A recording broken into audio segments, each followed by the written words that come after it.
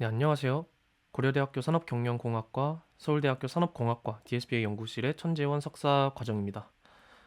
많이 기다리셨을까요? 오늘 제가 세미나에서 다룰 내용은 About DeepSeek, Only the Research Know Hype 이라는 제목으로 준비를 해 보았습니다. 그래서 최근 학계에는 물론이고 일반인 분들도 모르시는 분들이 없을 정도로 유명해진 딥식에 대해서 더 정확하게는 성능적으로 세계를 놀라게 한 딥식 R1이라는 모델과 학습 비용 관점에서 또 이슈를 만들어낸 딥식 V3라는 모델을 중심으로 진행을 하게 되었습니다.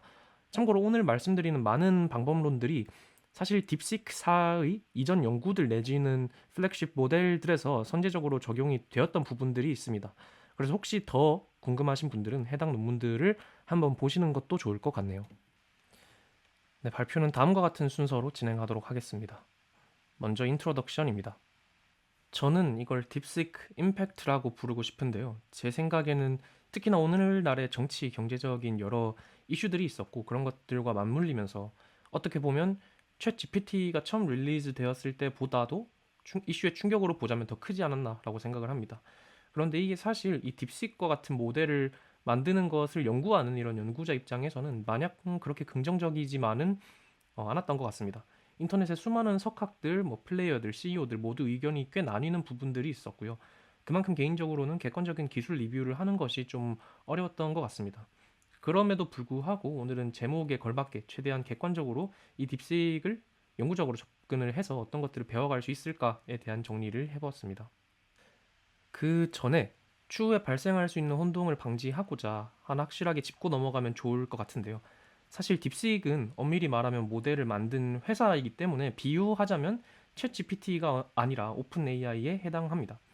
여기까지는 많은 분들이 잘 알고 계실 것 같은데요. 제가 모든 사람들의 어떤 의견을 종합할 수는 없지만 일반적으로 사람들이 딥시익이 이번에 발표한 모델에 대해 입을 모아서 하는 말, 즉 딥시익 임팩트를 한마디로 정리하자면 이렇게 좋은 모델을 이렇게 싸게 만들었다고가 될 수가 있겠죠. 그렇기 때문에 기존에 그런 좋은 모델을 만들고 있는 오픈 AI나 엔트로픽이나 모델을 싸게 혹은 비싸게 만드는 것과 직접적인 연관이 있는 엔비디아가 이 이슈에 민감하게 반응할 수밖에 없었고요. 그런데 사실 이 딥식 임팩트는 엄밀하게 말하면 하나의 모델로부터 나온 것이 아니라 두 가지 모델에서 나왔다고 이해를 해주시면 될 것 같습니다.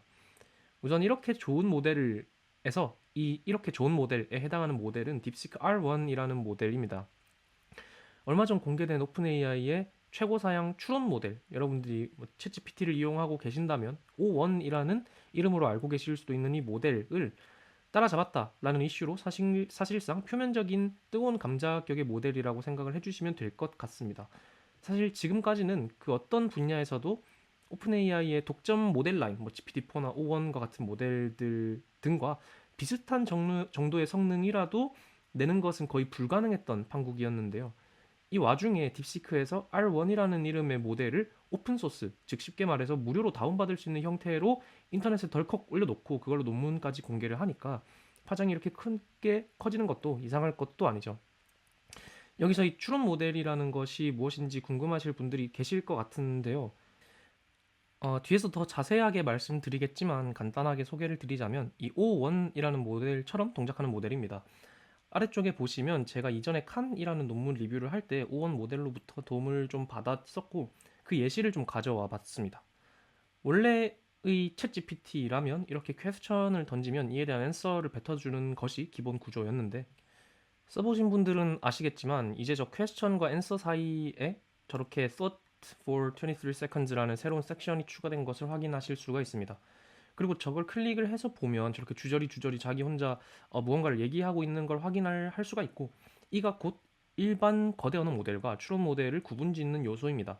즉 퀘스천에 대한 앤서를 바로 생성하는 것이 아니라 앤서를 만들기 전에 그 이후에 도움될 만한 추론 과정을 스스로 만들어내고 그 이후에 앤서를 생성하는 것입니다. 어떻게 보면 COT의 내재화라고 볼 수도 있겠고요. 넘어가서 이 딥식 R1이라는 것은 딥식 V3 베이스라는 자사의 저희가 흔히 아는 일반적인 거대 언어 모델로부터 추가 학습을 진행해서 만들어진 모델입니다.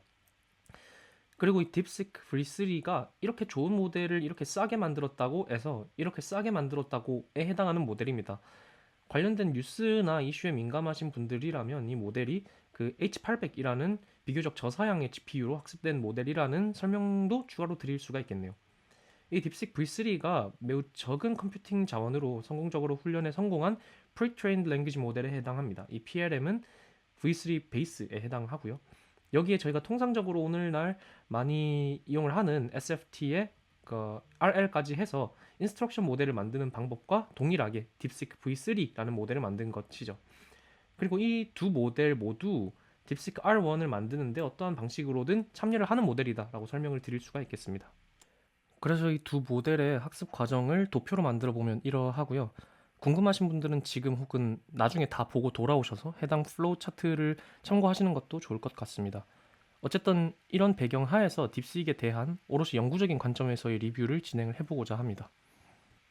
두 모델 라인에 대해서 공부해보면 좋을 점들을 대강 추려보았고요. 여기 있는 부분들을 오늘 모두 보지는 못할 것 같으니 커버가 되지 않는 부분은 따로 찾아보시는 것도 좋을 것 같습니다.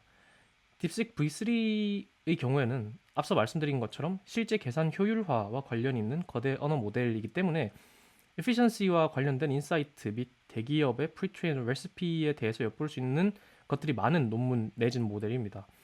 보시면 일단 아키텍처적으로 저희가 흔히 아는 라마와 꽤 다른데요. 트랜스포머 베이스드의 사실상 거의 다인 어텐션 레이어와 MLP 레이어 모두 통상적으로 사용하는 구조가 아닌데요.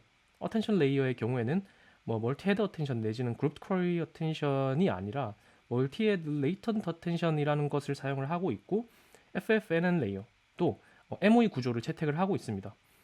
학습 오브젝티브 관련해서는 pre-train, length extension, post-train의 순서대로 학습을 하는 것을 볼 수가 있고 특히 MTP 내지는 fill in the middle과 같은 추가적인 오브젝티브를 통한 auxiliary task를 학습하는 것을 확인을 할 수가 있었습니다. 더 나아가서 제한된 메모리 하에서 컴퓨팅 자원을 최적으로 활용을 하기 위해서 파이프라인 패러렐리즘의 최적화를 위한 듀얼 파이프 또 연산량을 줄이기 위한 FP8 믹스 트레이닝 시나리오를 도입해서 훈련을 진행을 하는 것을 확인할 수가 있습니다. R1의 경우에는 부재, 즉 Incentivizing Reasoning Capability in LLMs via Reinforcement Learning에서 말하고 있는 것과 같이 컨셉이 확실한데요. 리스닝 모델을 Reinforcement Learning을 통해 확보하겠다라는 것이 주요 골자입니다. 그렇기 때문에 이 리즈닝 모델이라는 것에 대한 정의와 그 컨텍스트를 짚고 넘어가면 좋을 것 같고요. 또 제목에 강화학습이 있는 만큼 이와 관련해서 공부를 하는 것도 필요할 것 같습니다. 사실 이 강화학습 자체가 은근 딥러닝 연구자들에게는 생소한 개념일 수 있는데요. 그 강화학습이 그 자체로 되게 큰 공부거리인 만큼 R1 내지는 리즈닝 모델과 관련된 컨텍스트 내에서는 LLM 학습에 왜 갑자기 RL이 들어오는 것이며 더 정확하게는 LLM을 강화학습으로 학습하는 것이 어떤 의미인지 파악해보고 더 나아가서 기존의 LLM을 강화학습 프레임워크에서 학습할 때 많이 사용되었던 고투 알고리즘이라고 부를 수 있는 PPO에 대한 개괄적인 이해를 해보는 것 정도까지가 필요할 것으로 생각이 됩니다. 이 PPO에 대한 이해를 바탕으로 이 R1을 학습할 때 사용된 PPO의 개량 버전인 GRPO에 대해서 더 정확하게 이해할 수 있을 것 같고요. 네, 그럼 딥시크 V3부터 시작을 해보도록 하겠습니다. 요약을 드려보자면 해당 모델은 이 릴리즈된 마지막 체크포인트까지 학습을 하는데 H800 2048대를 56일 정도 동안 사용하여 만들어진 모델이다 라고 얘기를 합니다. 사실 엄청 적은 양이다 라고 말씀드릴 수가 있겠고요. 기존의 자사에서 사용하던 여러 테크닉 및 방법론들에 더해서 특히 컴퓨팅 자원 효율화와 관련된 많은 추가적인 방법들이 사용된 것이 특징인 모델입니다. 그래서 아래 보시면 앞서 말씀드린 것처럼 아키텍처부터 조금 다른 것을 확인을 할 수가 있고 바로 뒤에 설명드릴 멀티헤드 레이턴트 어텐션이라는 어텐션 메커니즘을 활용을 하고 있는 걸 볼 수가 있겠고요. 더하여 여기 보시면 671 빌리언의 파라미터 중에 37 빌리언만 액티베이션이 되는 것을 통해 알 수 있듯이 MOE 구조의 FFN 레이어를 차용을 하고 있음을 확인을 할 수가 있습니다. 이 MLA 멀티헤드 레이턴트 어텐션이라는 구조는 사실 수식이 복잡한 것도 복잡한 것이지만 그 맥락을 파악하지 못하면 왜 이렇게 복잡하게 연산해야 하는지 와닿지 않을 수 있는 그런 구조입니다. 이에 따라서 MLA가 해결하고자 했던 오늘날 되게 중요한 LLM과 관련된 하나의 이슈를 말씀드리고자 합니다. LLM으로 추론을 시킬 때는 저희는 중복 연산을 피하기 위해서 VRAM의 일정 부분을 KV 캐시라는 어떤 캐시를 저장하는 데 사용을 합니다. 어떠한 중복 연산을 피하기 위함이냐 하면 예를 들어서 길이 3인 프롬프트가 인풋으로 들어가서 첫 번째 토큰이 생성된 상황을 가정을 해 보겠습니다.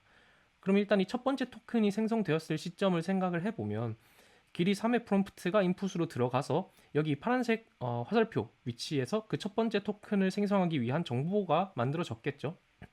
그 이 첫 번째 토큰을 만들기 위해서 길이 3의 프롬프트에 대한 쿼리 키 밸류가 계산된 것을 확인을 할 수가 있습니다. 그럼 이제 이어서 두 번째 토큰이 생성되는 상황을 가정을 해보겠습니다. 이러면 이제 길이 3의 프롬프트와 방금 생성된 하나의 토큰까지 같이 컨캣되어서 인풋으로 들어가서 이 위치, 빨간 화살표가 있는 위치에서 두 번째 토큰을 생성하기 위한 어떤 정보가 만들어질 텐데요. 이 정보는 여기 보시면 네 번째 쿼리가 첫 번째, 두 번째, 세 번째, 네 번째의 키에 어텐드를 해서 만들어진 어텐션 스코어로 밸류 1, 2, 3, 4를 가중합해서 만들어지는 것을 확인을 할 수가 있습니다. 즉, 네 번째 쿼리 키 1, 2, 3, 4, V1, 2, 3, 4가 다음 토큰을 만드는데 필요한 정보이고 이때 중요한 건 이 중에 이미 첫 번째, 두 번째, 세 번째 키와 첫 번째, 두 번째, 세 번째 밸류는 아까 첫 번째 토큰을 만드는 과정에서 이미 계산이 한번 되었었기 때문에 만약 이걸 저희가 캐싱을 해놓는다면 굳이 두 번째 토큰을 만드는 과정에서 이것들 키 1, 2, 3과 V1, 2, 3을 또 계산할 필요는 없어지게 되겠죠. 이러한 점 때문에 KV 캐시는 오늘날 거의 필수적으로 사용되게 되고 그런데 이와 관련해서 문제는 앞서 보여드린 추론 모델도 그러하고요. 랭스가 계속해서 길어지는 추세이기 때문에 긴 답변을 생성을 해내면 그만큼 KV 캐시도 아주 비대해지기 때문에 이렇게 KV 캐시가 많아지는 상황에 효율성을 개선하기 위해 이런 다양한 연구들이 많이 진행이 되고 있습니다. 예를 들면 KV 캐시 컴프레션이나 라마에서 멀티 헤드 어텐션 대신 그룹 쿼리 어텐션 같은 것들을 사용했다라는 것들도 여기에 포함이 될 수가 있겠죠. 그래서 앞에서 짧게 언급이 된 그룹 쿼리 어텐션, 이 GQA에 대해서 자세한 말씀은 오늘은 못 드리겠지만 컨셉추얼하게 말씀을 드리자면 이 어텐션 헤드를 8개 가지고 있는 어텐션 블럭, 더 정확하게는 저에게 익숙한 멀티 헤드 어텐션 블럭을 사용을 하는 경우에는 헤드가 8개이므로 하나의 토큰마다 각 헤드에서 생성된 KV를 저장해야 하므로 8 곱하기 2가 돼서 16개의 캐시 벡터가 생성이 돼야 합니다. 이게 부담이 되다 보니까 그룹 쿼리 어텐션에서는 헤드 수만큼 KV를 만드는 것이 아니라 예를 들면 1, 2번 헤드의 쿼리가 서로 KV를 공유를 하고 3, 4번의 헤드가 KV를 서로 공유하고 이런 식으로 해결을 하고자 했다라고 말씀드릴 수가 있겠습니다. 그렇게 되면 여기 그림의 경우에는 헤드는 여전히 8개이지만 저장해야 하는 캐시 벡터는 8개로 줄어들게 되죠. 물론 성능 저하가 어느 정도 발생하지만 아주 큰 정도는 아니라고 하고요. 어느 정도의 성능 저하를 감수하면서 KV 캐시를 줄일 수 있다면 그렇게 하겠다라는 철학이 담긴 방법론인 것이죠. 그래서 실제로 라마에서도 사용하고 있기도 하고요. 오늘 저희가 볼 이 딥시익의 MLA 역시 이 GQA와 궤를 같이 하는 그런 연구입니다. 그룹 쿼리 어텐션이 제한된 KV를 나누어서 사용하는 것이라면 MLA는 모든 헤드에서 사용하게 될 KV 캐시를 하나의 벡터의 레이턴트한 차원에서 컴프레스를 해서 하나의 벡터로 캐싱을 하고 있다가 사용할 때는 이 벡터로부터 각각의 헤드에 맞는 정보로 프로젝션을 각각 해서 사용을 하겠다라는 컨셉입니다. 그래서 이론상 만약 캐시 벡터가 잘 만들어져 있고 그것을 8개의 각 헤드별로 알맞은 정보로 잘 변환을 해줄 수 있도록 학습이 되면 MHA 멀티 헤드 어텐션처럼 Q와 K와 V가 1대1대1의 숫자로 대응이 되도록 만들어 줄 수가 있게 되는 것이죠. 이렇게 K와 V를 컴프레스하기 위한 어떤 방법론이지만 사실 수식은 컴프레스 되지 못했는데요. 그래서 왜 이렇게 복잡해졌는지 한번 같이 살펴보도록 하겠습니다. 우선 앞에서 말씀드린 대로 모든 헤드에 대한 KV를 하나의 캐시 벡터에 저장하는 상황을 가정해 보겠습니다. 수식적으로는 이렇게 되겠죠. i번째 토큰 xi에 대한 어텐션 연산을 예로 들어보자면 바뀌는 지점은 이 파란색 박스 지점이 될 것입니다. i번째 토큰에 대한 s번째 헤드의 키 밸류를 원래라면 xi로부터 만들어냈겠지만 그게 아니라 xi에 대한 KV 캐시의 정보를 레이턴트하게 담고 있을 별개의 캐시 벡터 ci를 둬서 어떤 이 s번째 헤드를 포함한 모든 헤드에 대한 KV를 다 KV 캐시로서 저장하는 것이 아니라 각각을 저장하는 것이 아니라 CI만 저장을 해두고 있다가 어텐션 연산이 필요할 때마다 실제로 필요한 정보인 S번째 헤드에 대한 키, S번째 헤드에 대한 밸류, 키 IS, VIS로 표현을 할 수가 있겠죠. 이것들을 만들어내서 사용을 하는 것입니다. 그런데 너무 당연하게도 이건 아무것도 해결해주지 못하죠. 왜냐하면 결국 어텐션 연산을 할 때는 키와 밸류라는 벡터가 필요하게 되고 이를 위해서 CI의 형태로 하나의 캐시 벡터로서 압축하여 저장을 하고 있다고 할지라도 이걸 결국 각 헤드마다 두 개씩, 즉 KV로 프로젝션을 시켜줘야 함을 확인을 할 수가 있습니다. 여기 빨간색 부분에서 그게 일어나게 되겠죠. 이런 KV 캐시로 인한 용량 부하는 여전히 동일할 것입니다. 그래서 결국 승부처는 CI로 컴프레스된 캐시를 가지고 실제 S번째 헤드에 대한 KV, KIS, VIS와 같은 벡터를 만들지, 즉 materialize 하지 않고 어텐션을 할 수 있냐에 달려 있습니다. 그리고 이렇게 보면 뭔가 가능할 것 같아 보이죠. 일단 효율성이 전혀 개선되지는 않았지만 이러한 형태로 WQ, WK, WV가 모두 다 훈련이 끝났다라고 생각을 해봅시다. 이때 문제는 CI로부터 KIS, VIS를 각각 만들어내야 함에 있었는데 이 키로 예를 들면 이 빨간 부분에서 생기는 KIS의 materialize를 우회를 해야겠죠. 그런데 이 식은 사실 가운데 보이시는 식처럼 전개가 될 수가 있습니다. 이렇게 되면 S번째 헤드의 키를 만들어내기 위해서 CI와 WKS를 곱하는 과정 없이 이 WKS를 WQS에 흡수를 할 수가 있게 되는 것이죠. 그렇게 되면 저 괄호 안에 두 행렬이 하나로 합쳐지게 될 것입니다. 즉 S번째 헤드에서 T번째 쿼리와 I번째 K의 내적을 예로 들면 이 내적을 식재 각각의 어떤 쿼리와 키 벡터를 만드는 것이 아니라 XT 벡터를 어떤 하나의 행렬, 즉 WKS를 흡수한 WQS와 곱한 뒤에 그렇게 나온 벡터와 저희가 가지고 있는 CI를 바로 내적을 취해주는 것으로 진행을 할 수가 있고요. 이는 수식적으로 동일한 결과를 가져오게 됩니다. 이를 비유적으로 생각을 해보면 토큰 XT를 S번째 쿼리화 시킴과 동시에, 그러니까 이건 WQS에서 진행이 되는 것이겠죠. 더해서 이 S번째 키가 있을 어떤 스페이스로 매핑을 시켜주는, 그러니까 원래라면 이건 WKS가 했겠죠.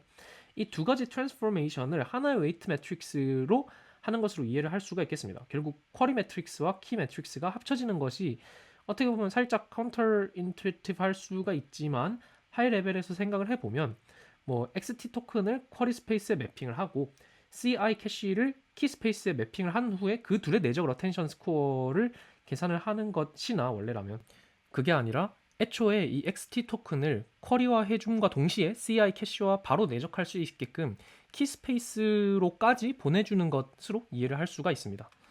그래서 정리를 하자면 캐시 토큰을 K라는 벡터로 업프로젝션을 진행을 시키는 것을 피하고 그 대신에 그 업프로젝션을 하는 웨이트 매트릭스인 WKS를 WQS에 흡수를 시켜서 계산을 할 수가 있게 되었고요. 이는 이 멀티헤드 어텐션의 식으로부터 도출된 것이기 때문에 그를 근사하되, 즉 MHA를 근사를 하되 기존의 멀티헤드 어텐션처럼 하나의 토큰당 헤드 개수만큼의 K와 헤드 개수만큼의 V를 저장을 하는 것이 아니라 하나의 토큰당 하나의 캐시 벡터 C만 저장해도 되는 그런 결론이 나게 됩니다. 이렇게 끝나면 참 좋겠지만 사실 큰 관건이 하나 남아 있습니다. 이 포지셔널 인코딩인데요. 오늘날 거의 모든 LLM의 포지셔널 인코딩에 사용되는 이 ROP, 로터리 포지셔널 임베딩 방법론은 WKS를 WQS에 흡수시키는 것을 어떻게 보면 불가능하게 만듭니다. 이 ROP에 대한 자세한 설명을 드리지는 못하겠지만 결국 이 ROP 방법론이 각 토큰의 포지션 정보를 인코딩 해주는 방법은 Q의 위치가 M, 키벡터의 위치가 N일 때 각각 이런 RM, RN과 같은 R 매트릭스라고 부르겠습니다. 이 R 매트릭스를 곱하는 것으로 위치 인베딩을 넣어서 최종적인 쿼리와 키를 얻는 것으로 말씀을 드릴 수가 있겠습니다. 그래서 여기 식을 보시면 R에 대한 식이 없으면 그냥 Q와 K의 내적이겠지만 저렇게 R 매트릭스를 넣어주게 되면 ROP의 설계상 쿼리 토큰을 키 토큰에 바로 곱해주는 것이 아니라 Rn-M이라는 행렬이 곱해진 키 토큰에 곱해지는 것처럼 식이 풀리게 되고, 이는 어떻게 어널로거스하게 설명을 드리자면 어떤 쿼리를 어떤 키에 어텐드를 시키되 그 키는 n-m만큼 떨어져 있다라는 정보를 R 매트릭스로 주는 것입니다. 뭐 어쨌든 요지는 위치 임베딩이라는 것은 Q 벡터와 K 벡터 각각의 그들의 위치로부터 구해지는 R 매트릭스를 곱하는 것으로 이루어진다라는 것입니다. 그런데 저희는 더 이상 키와 value라는 벡터를 만들어내지 않기 때문에 위치 임베딩을 곱해줄 키 벡터라는 것이 더 이상 없다라는 것을 알 수가 있습니다. 앞에서 했던 것처럼 뭐 이 WQS와 WKS를 그냥 합칠 수 있는지 똑같이 수식을 전개를 해봐도 원래라면 저 하늘 형광색의 R이 없어서 깔끔하게 WQS에 WKS를 흡수시킬 수 있었겠지만 이제 WKS뿐만 아니라 RT-I까지 WQS가 흡수를 해야 하는 상황이죠. 이 WQS, 즉 S번째 헤드의 쿼리 매트릭스가 RT-I까지 흡수한다는 것이 무슨 뜻인지 한번 생각을 해보면 이 RT-I라는 뭐 매트릭스가 없었을 때를 생각을 해보면 포지셔널 인코딩을 안 하는 때를 생각을 해보면 S번째 헤드의 쿼리 매트릭스 WQS가 동일한 S번째 헤드의 키 매트릭스 WKS를 흡수를 했을 것이고 이는 S번째 쿼리 매트릭스가 S번째 키 매트릭스의 정보만 추가로 가지고 있게 되면 되는 상황입니다. 그런데 이제 RT-I가 들어옴으로써 WQS가 T-I라는 정보, 즉 토큰의 위치 정보까지 인코딩을 하고 있어야 한다라는 뜻이 됩니다. 뭐 이걸 논문에서는 포지셔널 인코딩이 이 WQS를 포지션 디펜던트하게 바꾼다라고 표현을 합니다. 이게 왜 문제냐 하면 이렇게 되면 사실 Q와 K에 따른 거리 차이마다 따로따로 이 WQS를 만들어줘야 한다라는 뜻이 될 것입니다. 예를 들면 거리가 1 차이 나는 쿼리와 키의 내적에 쓰일 WQS 그리고 뭐 거리가 2 차이 나는 쿼리와 키에 대한 내적에 쓰일 WQS 뭐 이런 건 따로 만들어줘야 한다라는 뜻이고 이건 저희가 절대로 원하는 상황이 아니게 되겠죠. 정리를 하자면 기존의 어텐션 연산에 사용되는 포지셔널 인코딩은 입력 토큰으로 만들어진 쿼리와 키 각각에 대해서 그들의 위치 정보에 해당하는 정보인 R 매트릭스라는 것을 곱해줘서 위치 정보가 인코딩된 새로운 쿼리와 새로운 키로 트랜스포메이션을 진행을 해주는데 원래라면 저희는 더 이상 이 키라는 것을 매트리얼라이즈 하지 않기 때문에 기존의 방식대로 포지셔널 인코딩을 할 수가 없고 더 나아가서 앞에서 보았던 것처럼 어떻게 억지로 전개된 수식을 합치려고 하면 이 트랜스포메이션을 담당하는 매트릭스가 포지션 디펜던트해지기 때문에 앞과 같이 헤드마다 흡수된 하나의 매트릭스를 운용하는 것이 불가능해진다라고 이해하시면 될 것 같습니다. 그래서 이 딥식 연구진들도 이것을 해결을 하기 위해서 많은 시도를 했을 것이라고 생각이 됩니다. 사실 이 아웃오피를 버릴 수도 있었겠지만 개인적으로 어떤 포지셔널 인코딩의 안정성뿐만 아니라 뭐 얀과 같은 랭스 익스텐션 메서돌로지들이 이미 ROP 기반으로 많이 만들어져 있기도 하고 그런 이유로 굳이 이 ROPE로 포지셔널 인코딩을 하는 컨벤션을 깨고 싶지 않았을 것 같아요. 그런데 이건 정말 우회하기 어려웠던 것 같습니다. 그래서 결국 연구진들이 도입한 우회법을 쉽게 말씀드리자면 앞서 말씀드린 WQS와 WKS로부터 만들어지는 정보에는 포지셔널 정보를 담을 수 없기 때문에 포지셔널 정보를 담을 수 있는 위치 벡터를 추가로 하나 더 만들어서 그걸 기존의 벡터에 컨캣해서 최종적인 내적을 구한다라고 생각을 해주시면 될 것 같습니다. 사실 수식으로 보시는 게 더 이해가 쉬우실 수도 있을 것 같은데요. 저기 파란색으로 표시된 부분이 이전까지 봐왔던 진도까지의 시기고 추가된 것은 저 붉은색 파트입니다. 그러니까 QIS와 KIS라는 것을 저 두 벡터의 컨캣으로 정의를 하겠다라는 것이고 위치 정보는 저 빨간색 부분의 디멘전에서 담당을 하게 되는 것이죠.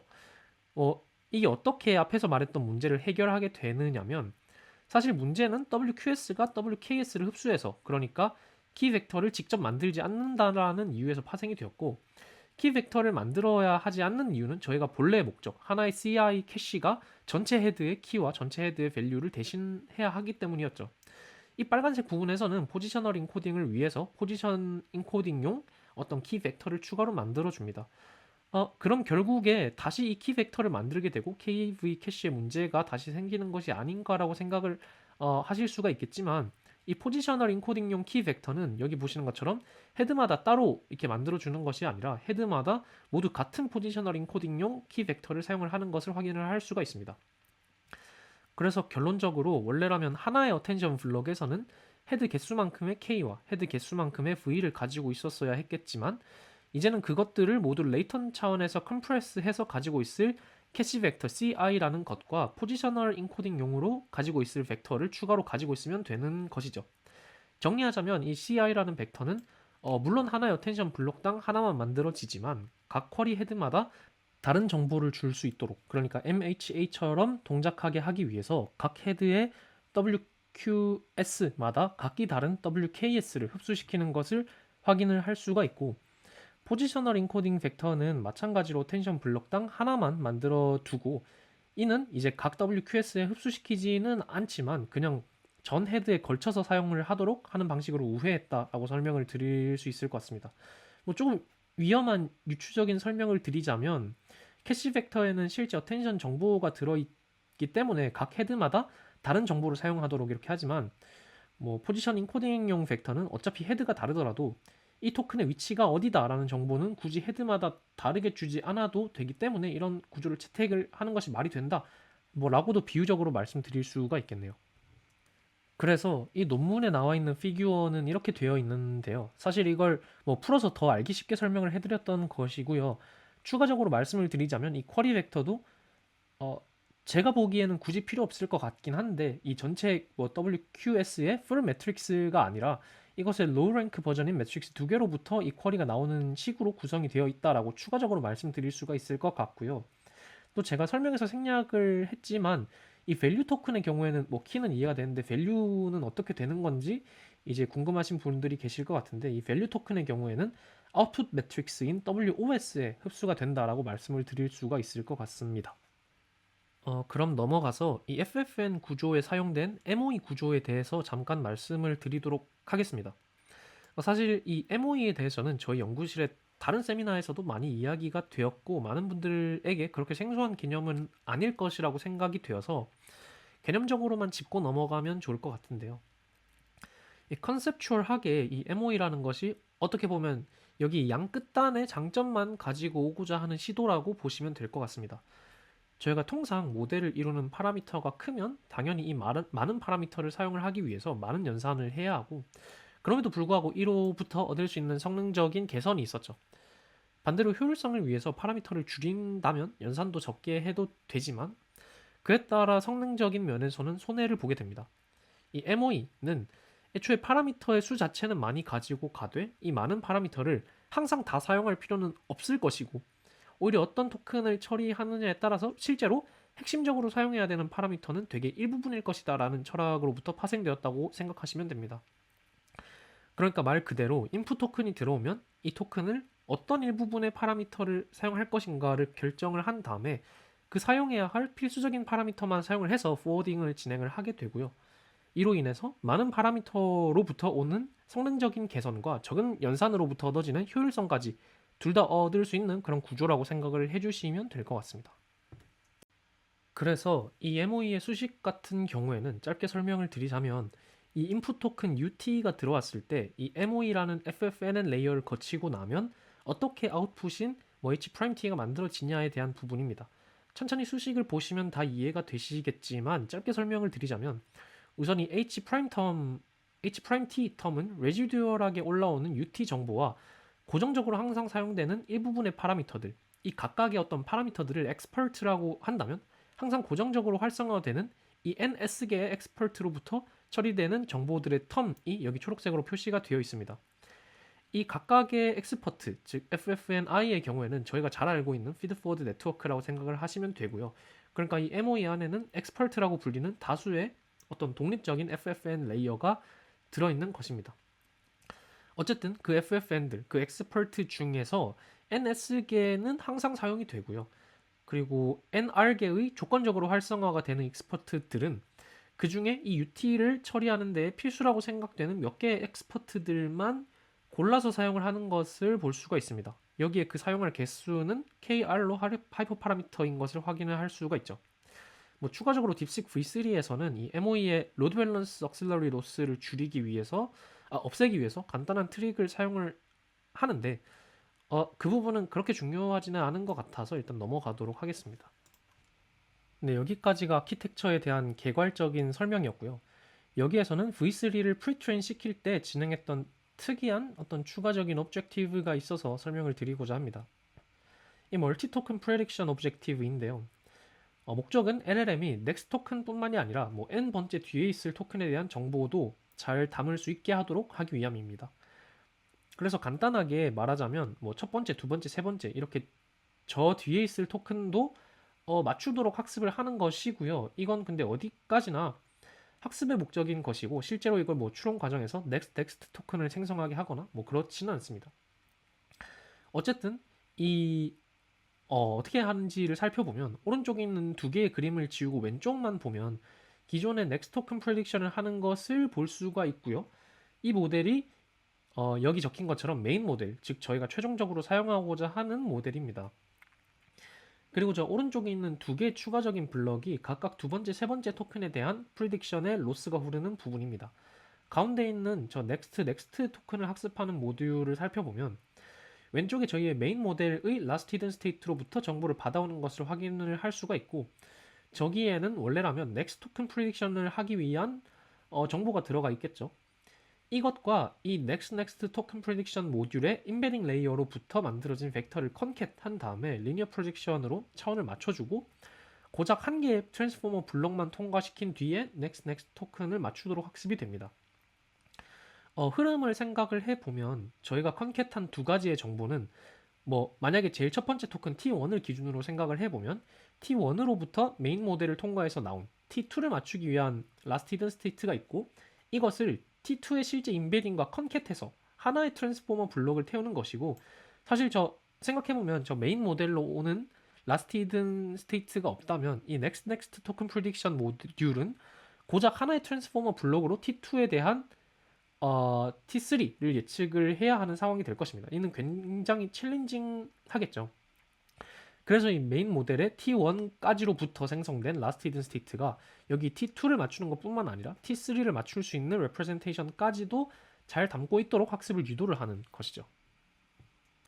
네, 다음은 딥식 V3에서 사용한 컴퓨팅 자원 최적화 방법 중 하나인 병렬학습 관련 최적화 듀얼 파이프라인에 대해 소개를 드리겠습니다. 오늘날 병렬학습을 하는 뭐 다양한 방법들이 있지만 LLM의 경우에는 인풋 컨텍스트의 양도 어마어마하고 모델의 크기 자체도 굉장히 크기 때문에 배치와 모델 레이어 두 가지 모두에 대한 병렬화를 진행을 하는 파이프라인 패러렐리즘이 필수적입니다. 그래서 예를 들면 여기 왼쪽 위에 사진을 보시면 파이프라인 패러렐리즘을 진행한다는 것은 나이브하게 large 배치를 작게 나눠서 그 중에 첫 번째 마이크로 배치를 포워딩을 시키는데 여기 보시는 머신즈가 저희가 확보한 GPU이자 모델의 레이어 넘버라고 생각을 하시면 됩니다. 그러니까 1번 GPU에는 모델의 1번 레이어, 2번 GPU에는 모델의 2번 레이어가 들어가 있는 것이죠. 그러니 이 그림은 4개의 레이어로 이루어진 트랜스포머를 학습하는 상황이며 제일 아래의 1번 레이어에 대한 웨이트는 1번 GPU에, 2번 레이어는 2번 GPU에 올려놓고 훈련한다고 생각을 하시면 이해가 쉬우실 것 같습니다. 그럼 저희는 아까 만들어둔 첫 번째 마이크로 배치를 일단 첫 번째 레이어에 통과시켜야 할 것입니다. 그리고 그 첫 번째 레이어의 아웃풋이 첫 번째 GPU에서 연산이 끝난 후 나오기 전까지는 2번 GPU는 작동할 수가 없죠. 1번 레이어의 아웃풋이 나오고 나면 그것이 2번 레이어의 인풋으로 들어가서 동작을 시작할 것입니다. 그 이후에 백워드는 반대로 백프로파게이션이 거꾸로 일어나게 되겠죠. 이렇게 모든 마이크로 배치가 포워드 되고 나면 한 번에 그 그레디언트를 합쳐서 업데이트를 하게 됩니다. 그레디언트 어큐뮬레이션을 한다고 생각하시면 되는데요. 중요한 건 여기 보시는 것처럼 GPU의 유휴 시간이 이렇게 되면 굉장히 많아지게 되고 이런 유휴 시간을 버블이라고 말씀드릴 수가 있겠습니다. 이런 버블을 없애기 위해서 예를 들면 이 왼쪽 여기에 파이프라인 드림이라는 오른쪽의 그림의 경우에는 미니 배치를 이렇게 많이 사용하는 접근을 취하기도 하고요. 더 나아가서 GBH1의 경우에는 통상적으로 이 백워드가 포워드보다 시간이 2배 정도 더 걸리기 때문에 생기는 버블을 없애기 위한 방법론으로 이 역전파라는 것을 또 세분화를 해보면 여기 보시는 것처럼 여기까지 흘러들어온 아웃풋에 대한 그레디언트가 있을 때, 이 Z에 대한 그레디언트가 있을 때 이걸 가지고 웨이트에 대한 그레디언트와 액티베이션에 대한 그레디언트를 또 따로 나눌 수가 있습니다. 이것들은 사실 따로따로 구해도 문제가 없는 어떻게 보면 독립적인 연산이기 때문에 그러한 단위까지 잘게 잘라서 유휴시간, 즉 버블을 줄이고자 하는 그런 방법론이었습니다. 이 듀얼 파이프의 컨셉은 하나의 GPU가 하나의 레이어를 가지고 있는 것이 아니라 두 개의 레이어를 가지고 있게 하는 것으로 파이프라인 패러렐리즘의 버블을 없애고자 했던 방법론입니다. 쉽게 말해서 이렇게 함으로써 순향과 역향의 훈련을 동시에 진행을 한다는 것인데요. 이 순향, 역향은 뭐 포워드, 백워드의 개념이 아니라 뭐 예를 들면 여기 적혀 있는 숫자들은 순향에 대한 숫자들입니다. 보시면 현재 0번 디바이스에 0번 레이어가 1번 디바이스에 1번 레이어가 들어있는 것을 보실 수가 있고, 지금 저 붉은 화살표는 그것들을 0번 마이크로 배치가 타고 가는 상황을 표시를 해둔 겁니다. 하지만 이렇게 되면 항상 저 뒤쪽에 있는 디바이스들은 시작 부분에서 아이들한 상태를 유지를 하게 될 수밖에 없고, 이는 모델이 커지고 레이어가 깊어질수록 더 심해지겠죠. 이걸 방지하기 위해서 각 디바이스의 레이어를 역순으로 하나씩 더 넣어주는 것입니다. 예를 들면 디바이스 7번은 7번 레이어뿐만 아니라 0번 레이어까지 가지고 있고, 디바이스 6번은 6번 레이어뿐만 아니라 1번 레이어를 가지고 있게 하고, 이렇게 했을 때 이제 훈련 시작과 함께 예를 들면 뭐 마이크로 배치의 역순, 만약에 마이크로 배치가 20개라면 20번째 제일 마지막 마이크로 배치부터 역순으로 이렇게 디바이스 7, 디바이스 6의 순서대로 태워주는 것입니다. 이를 통해서 패러렐리즘의 버블을 많이 줄일 수 있었다고 하네요. 그런데 저는 살짝 의아한 점은 논문 서술의 오피셜만 종합을 해봤을 때 저 스펙으로 훈련이 불가능하다는 계산이 나오는 게 아니라 오히려 GPU를 좀 많이 놀린 것이 아닌가 하는 계산이 나왔다라는 점입니다. 그러니까 GPU가 엄청 부족한 상황에서 최대한 빡빡하게 훈련을 잘 진행했다라는 것이 뭐 이들의 핵심이었는데, 연산량 계산을 해보면 사실 이들이 가진 스펙의 한 10% 정도밖에 사용을 하지 않은 것으로 나오는 계산이 있었다라는 것이죠.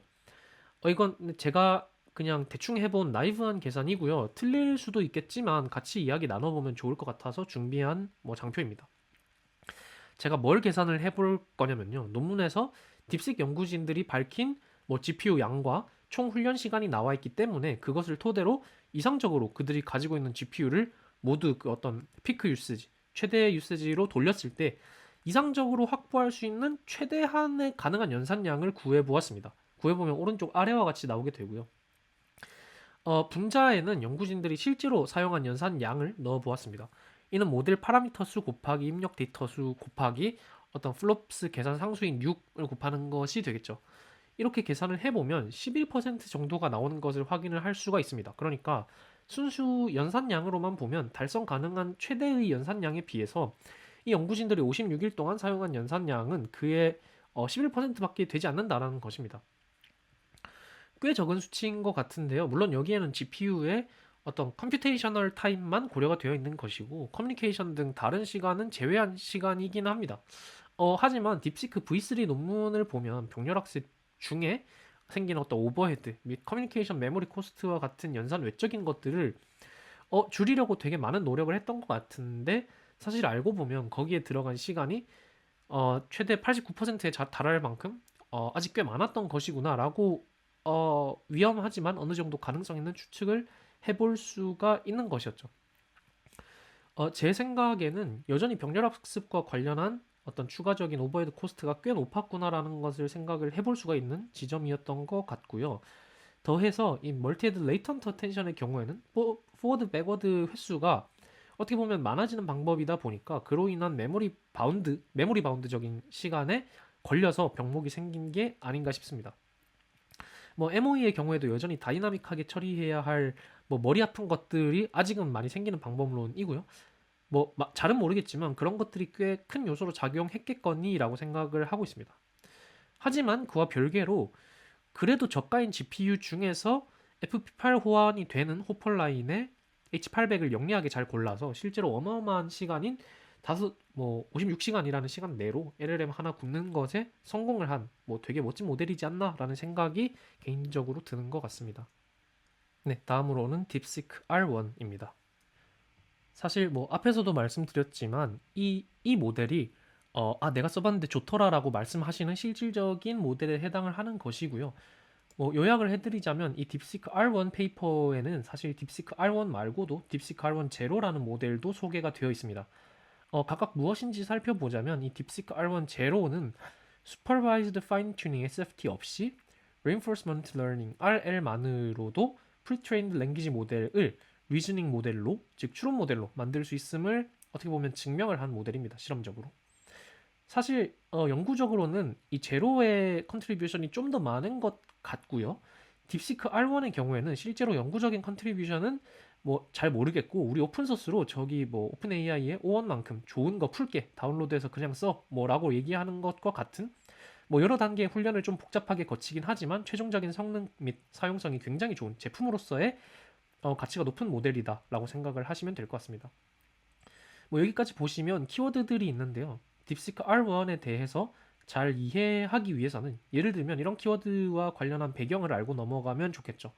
뭐 SFT 없이 RL만 했다는 것이 무엇인지, 그러니까 Pre-trained Language 모델에 SFT를 하는 건 뭐고 RL을 하는 건 뭐길래 RL만 했다는 것이 이렇게 대단한 것인지, 뭐 각각의 학습 방법의 철학이 무엇인지와 관련된 내용을 한번 알려드릴 예정이고요. 그 이전에 이 리즈닝 모델이라는 것이 무엇이길래 이걸 확보했다는 게 대단한 건지, 그냥 기존에 쓰던 챗GPT 같은 거랑 뭐가 다르긴 한 건지, 뭐 이런 내용에 대해서 짧게 짚고 넘어가도록 하겠습니다. 이 리즈닝 모델에 대한 붐은 사실 영구적으로 봤을 때 되게 대단한 발견이라는 생각이 듭니다. 리즈닝 모델은 쉽게 말해서 리즈닝을 할 수 있는 LLM인데요. 이를 다른 말로 하면 Inference Time Scaling이라는 것이 가능한 LLM이다 라는 말과 동치입니다. Inference Time Scaling에 대한 얘기를 먼저 하고 가야 할 것 같은데, 지금까지 저희는 LLM과 관련된 스케일링을 트레인 타임과 관련해서만 진행을 했었죠. 더 큰 크기의 모델로 더 많은 데이터를 집어넣어서 오랫동안 학습을 하면 모델의 성능이 계속해서 좋아지더라. 이게 트레인 타임 스케일링이었던 것으로 이해를 할 수가 있고요. 인퍼런스 타임 스케일링은 어떻게 보면 트레인 타임과 별개의 축에서 진행할 수 있는 스케일링 팩터라고 생각을 하시면 될 것 같습니다.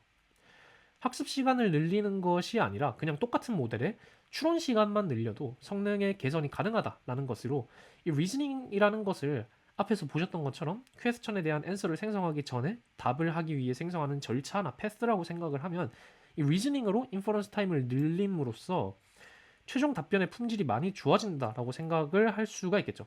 대표적으로 이 친숙하실 개념인 이 Chain of Thought, COT를 예로 들어보면 Let's Think, Step by Step과 같은 COT 프롬프팅으로 간단하게 LLM의 Inference Time Scaling을 진행할 수가 있었고, 이로 인해서 성능이 많이 개선이 되었던 것은 여러분들도 잘 아시리라 생각을 합니다. 그리고 요즘은 이 COT 프롬프팅 외에도 리즈닝 모델을 만들기 위한 다양한 방법론들이 모색이 되고 있는 중이고요.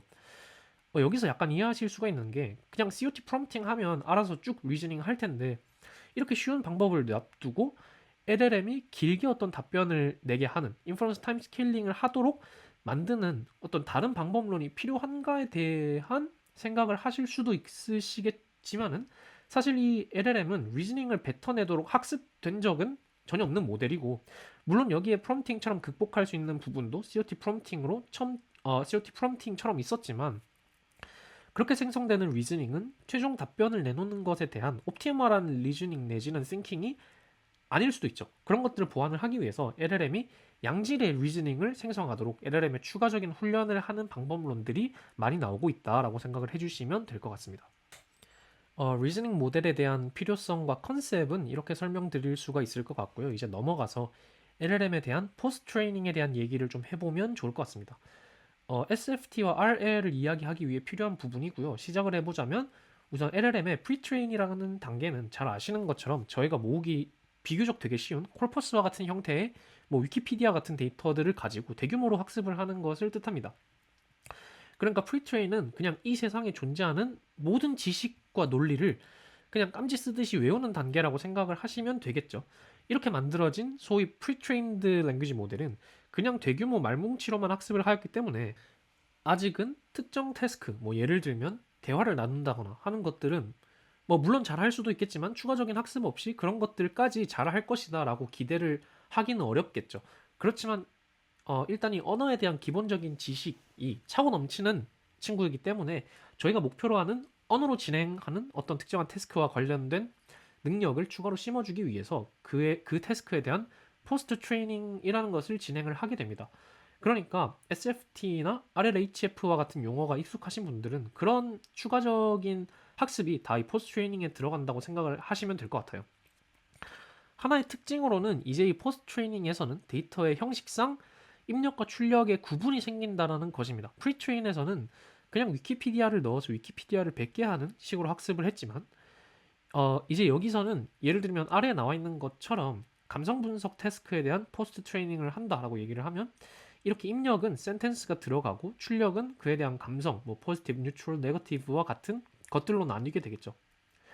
문제는 저희가 추가 학습을 시키고자 하는 태스크들 중에 꽤 많은 경우는 특히 그 태스크가 어려울수록 뭐 예를 들면 리즈닝과 같은 태스크의 경우에는 입력에 대한 출력에 슈퍼비전을 주는 것이 굉장히 어렵습니다. 예를 들면 뭐 태스크가 앞서 말씀드린 것처럼 감성 분석이라고 하면 입력 대상이 되는 문장과 그 문장에 대한 감성을 출력, 즉 라벨로 달아주면 되죠.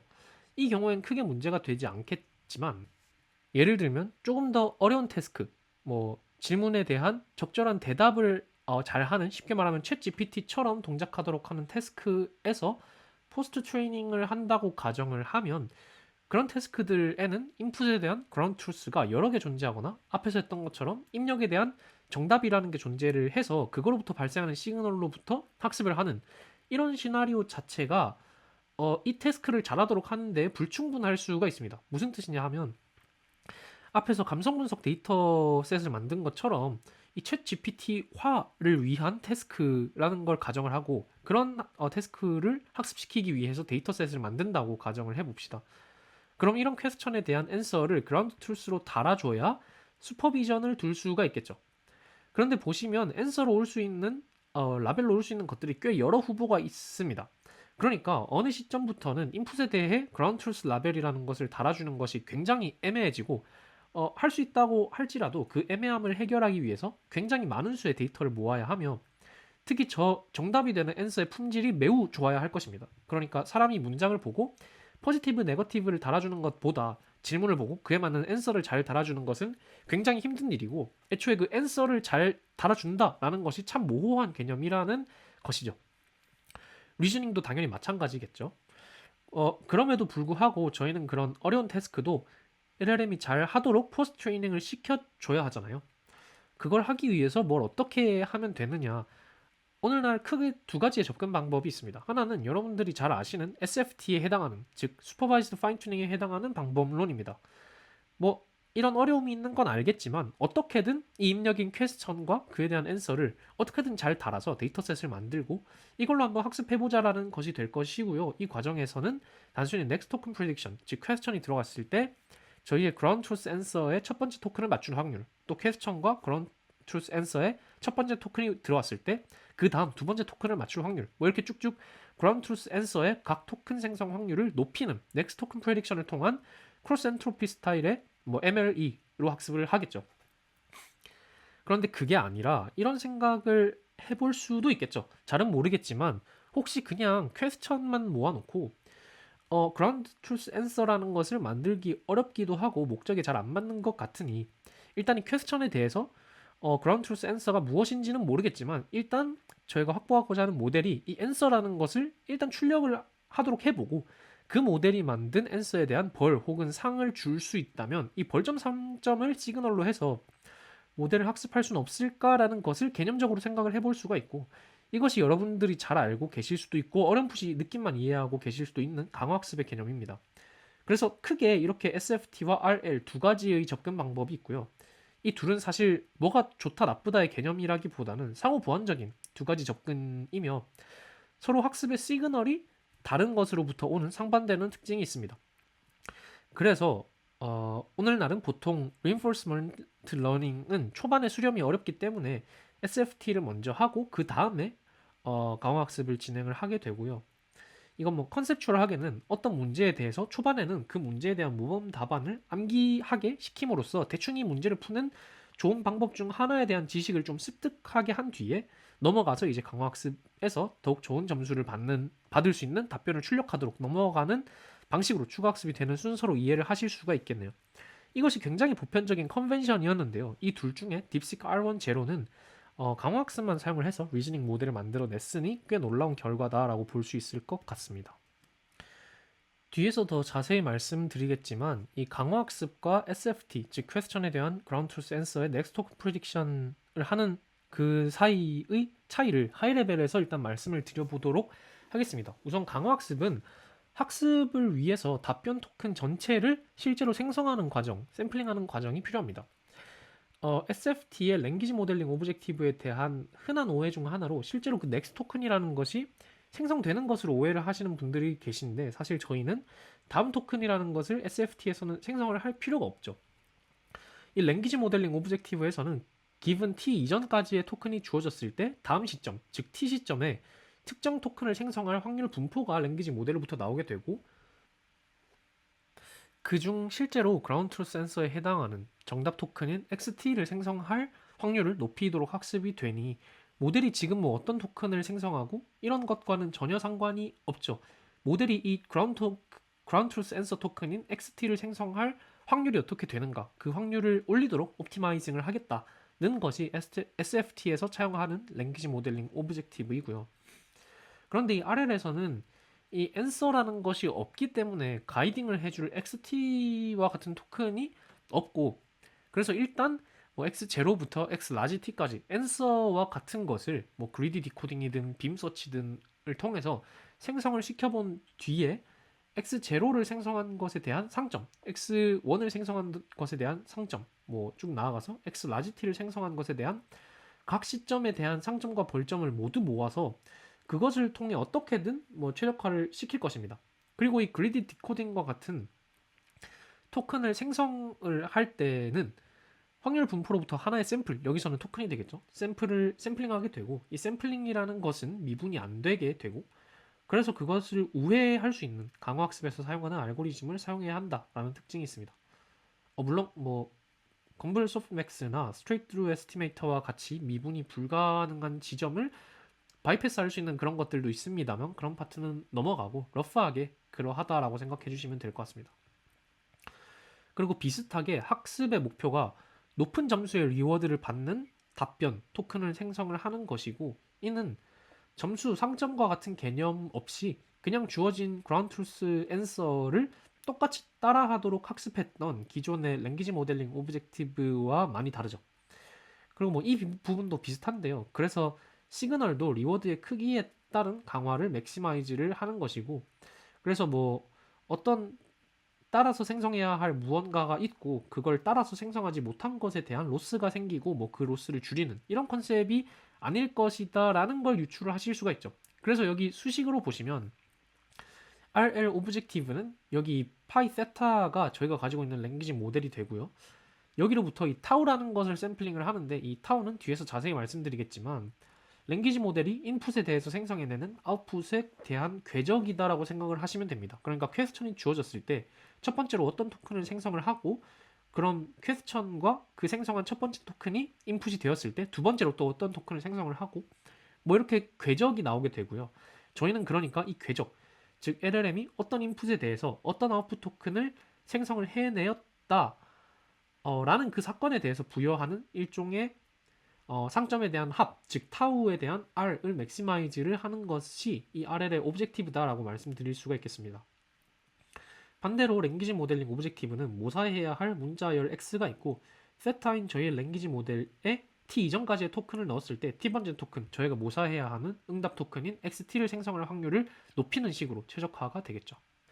사실 그래서 이 강화학습 이야기를 빼놓고 R1 리뷰를 하는 것이 굉장히 좀 어렵습니다. 그래서 이를 짧게 강화학습 설명을 좀 드려야 할 것 같아요. 매우 하이 레벨이고 생략되거나 약간 다른 부분도 있겠지만 한번 짧게 짚어드려 보겠습니다. 이해를 위해서 저희가 어떤 로봇이 게임을 잘 할 수 있도록 강화학습을 통해서 학습을 시킨다고 하면 잘은 모르겠지만 뭔가 이런 식으로 학습할 것 같지 않나요? 먼저 로봇이 있어야겠죠. 그리고 이 로봇이 뭔가 버튼을 누르거나 하면 그에 따라서 게임 상황에 변동이 생기는 그런 환경이 있어야 할 것입니다. 여기서 이 로봇이 강화학습의 용어로 치면 에이전트라는 요소가 되겠고요. 그럼 로봇은 무엇을 학습하게 되냐? 예를 들면 로봇이 어떤 뉴럴넷이라고 생각을 해보면 로봇은 현지 상황을 인풋으로 받을 것입니다. 예를 들면 게임 화면, 즉 캐릭터의 몇 픽셀 앞에 적이 있고 코인은 몇 픽셀 위에 있고 뭐 이런 정보를 이미지로 해서 로봇 즉 뭐 뉴럴넷에 넣을 것입니다. 인풋이 되는 현재 상황이 강화학습에서 얘기하는 스테이트가 됩니다. 그럼 이 이미지가 뉴럴넷을 통과하면 어떤 버튼을 누르는 것에 대한 확률 분포를 아웃풋으로 낸다라고 생각을 해봅시다. 그러니까 현재 상황 이미지, 즉 스테이트에 대해서 행해야 하는 행동에 대한 확률 분포가 있을 것이고 로봇은 이 확률을 참고해서 행동을 하게 될 것입니다.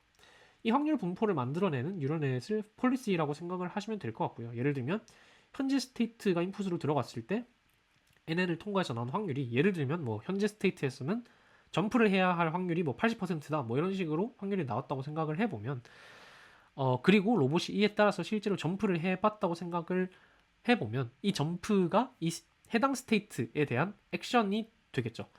이 과정은 계속해서 루프가 될 것입니다. 만약 t 시점의 스테이트에서 점프라는 액션을 해서 동전을 먹었다면 t 시점의 어떤 상점인 리워드는 뭐 코인 하나 이런 식으로 기록이 될 것입니다.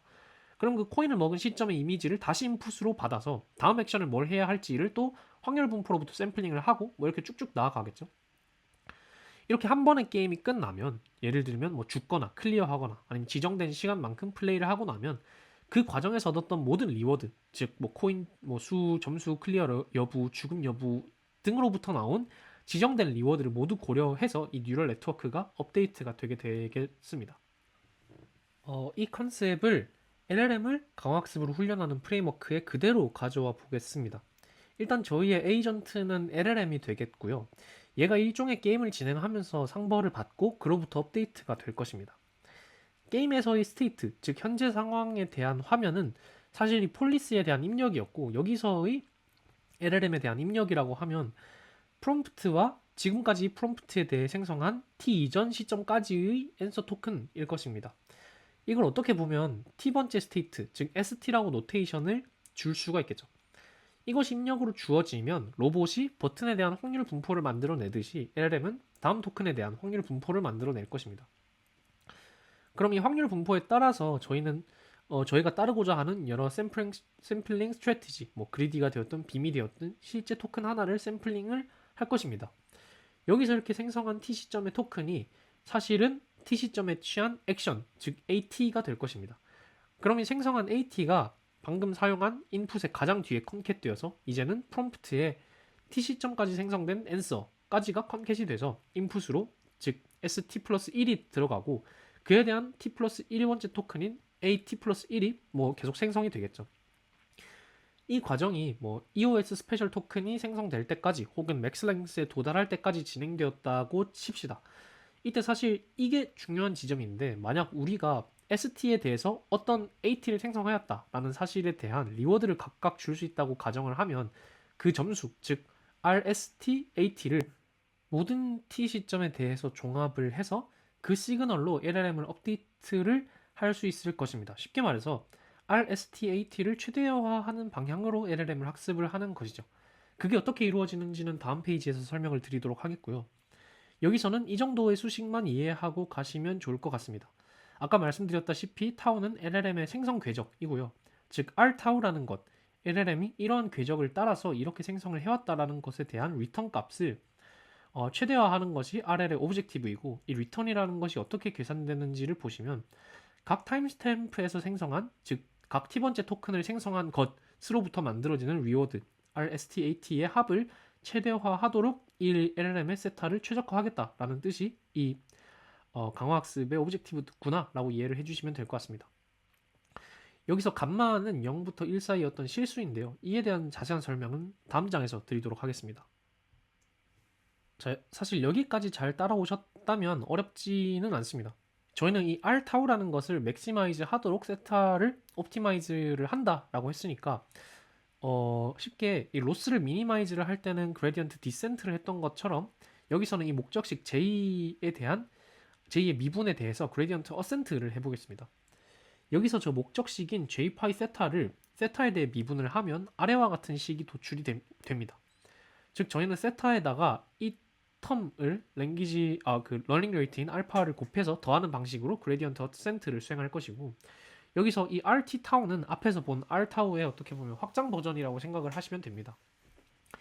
예를 들어 설명드리는 게 더 쉬울 것 같은데, 예를 들어서 이 서메이션에서 뭐 t가 5인 경우를 생각을 해보면 rt 타우는 이렇게 풀릴 것입니다. 그리고 이 뒤에 빨간색은 t 번째 시점 st에 대해서 at라는 토큰을 생성할 로그 프로바빌리티에 대한 그레디언트가 되겠네요. 이 rt 타운은 st 시점에서 at 시점을 생성한 리워드, 즉 rs5, a5뿐만이 아니라 이 A5가 미래에 끼친 영향까지도 들어있는 총합의 리턴이다라고 생각을 하시면 됩니다. 그러니까 예를 들어서 A5로 어떤 토큰을 생성을 했고 이걸 S5와 컨캣을 해서 S6를 만들어서 이 S6에 대한 A6라는 토큰을 생성을 하고 그 다음에 이제 또 S7에 대해서 A7이라는 토큰을 만들었다라고 생각을 해보면 이 A5라는 토큰을 생성했다라는 것은 물론 그 시점에 받은 리워드인 RS5 A5에 대한 책임이 온전히 있을 뿐만 아니라 예를 들면 이 A7에서 엄청 큰 리워드를 받았다면 이 A7이라는 것은 사실 이 A5를 실시를 했기 때문에 행할 수 있었던 토큰 생성이기 때문에 한 감마의 제곱 정도로 감쇄된 정도의 리워드인 RS7, A7을 받아오는 것을 확인을 할 수가 있죠. 어쨌든 결론은 이 그레디언트는 모든 t 시점에서 구해지는 값들의 서메이션이고 각 시점마다 rt 타우라고 하는 해당 시점 액션에 대한 총합 리턴과 해당 액션을 행할 확률에 대한 로그 프로바빌리티 미분의 곱을 하여서 이것들을 서메이션 하는 거구나 라고 수식적으로 생각을 하시면 되겠습니다. 사실 이걸 말씀드리려고 이렇게 길게 강화학습에 대한 설명을 드렸는데요. 이 강화학습을 오브젝티브로 해서 LLM을 학습을 한다라는 것이 어떤 의미를 지니는지 한번 보겠습니다. 일단 예를 들면 어떤 x에 대한 식을 x로 미분을 하면 항상 그 미분 텀은 그 식을 커지게 하는 방향으로 흐른다라는 것을 알고 계시죠.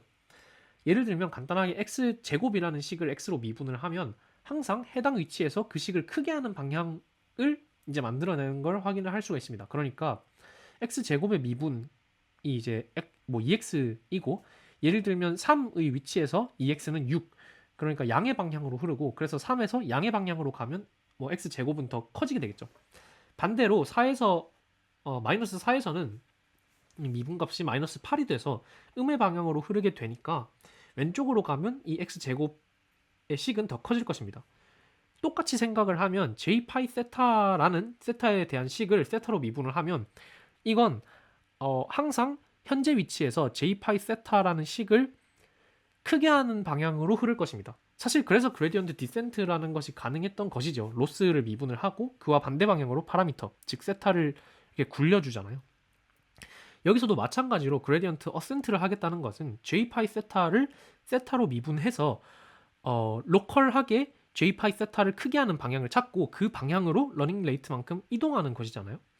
똑같이 이 로그 파이 세타 at given st 이 빨간 색깔 식에 대한 말씀을 드리자면 이걸 세타로 미분을 하면 이 식을 크게 하는 방향을 알려주겠죠. 근데 이 식은 다시 잘 보시면 st가 주어졌을 때 저희의 LLM인 파이 세타가 at라는 행동, 즉 at라는 토큰을 만들어낼 로그 프로버빌리티이기 때문에 사실 이 붉은 색깔 미분 텀은 st가 주어졌을 때 at라는 토큰을 생성할 확률이 높아지는 방향으로 그레디언트가 흐르고 있을 것이다 라는 점을 확인을 할 수가 있습니다. 헷갈리시면 안 되는 게 기존 랭귀지 모델링 오브젝티브처럼 at가 어떤 맞춰야 하는 토큰, 정답 토큰 같은 게 아니라 그냥 저희의 LLM이 이번 퀘스천에 대해서 뭐 뭔진 모르겠지만 이렇게 생성한 토큰이다 라는 점을 생각을 해주시면 좋겠습니다. 자 이렇게 봤을 때 이 초록색 저희의 목적식을 크게 하는 방향은 두 텀의 곱으로 만들어지죠. 그러니까 그 두 텀의 곱, 즉 그 방향은 만약에 이 RT 타워라는 점수, 즉 스칼라가 양수라면 이 빨간색, 이 ST에서 AT를 생성할 확률을 높이는 방향과 이 초록색, 즉 목적식을 높이는 방향이 동일한 방향일 것이고 반대로 음수라면 반대 방향이 되겠죠. 그러니까 예를 들면 t가 5인 시점에서 이 R5 타우, 즉 이 A5를 생성한 것에 대한 총합 리턴이 되게 좋았다, 큰 양수다라고 생각을 하면 이 빨간 박스, 그러니까 이 A5를 생성할 확률을 높이는 방향으로 세타를 움직일 것이고 반대로 음수였다면 이걸 높이는 방향과 반대 방향으로 이 목적식 J에 더해져서 그 A5라는 행동이 발생할 확률을 줄이도록 할 것입니다. 그러니까 사실 강화 학습으로 LLM을 훈련한다는 것은 각 A0부터 A 라지 T까지의 행동, 즉 토큰 생성을 일단 한번 해보고 각 토큰 생성에 대한 상 혹은 벌의 시그널인 RT 타우를 통해서 이 토큰 생성을 할 확률을 높일지 낮출지, 그리고 얼마만큼 높이거나 얼마만큼 낮출지를 결정하는 것이구나 라고 수식적으로 이해를 하실 수가 있으실 것 같습니다. 자, 그럼 비교를 위해서 이 LM 오브젝티브, 기존의 넥스트 토큰 프리딕션 형식의 그 슈퍼바이즈드 파인 튜닝에서는 그렇게 LLM을 학습하는 것과는 이 그레디언트 관점에서 이 둘이 어떻게 다른지 한번 보면 좋을 것 같습니다. 원래라면 로스를 만들어서 그레디언트 디센트를 하겠지만 이해하기 편하게 똑같이 그레디언트 어센트를 해보겠습니다. 로스와는 그러니까 부호만 다른 것이 되겠죠. 랭귀지 모델링 오브젝티브에서.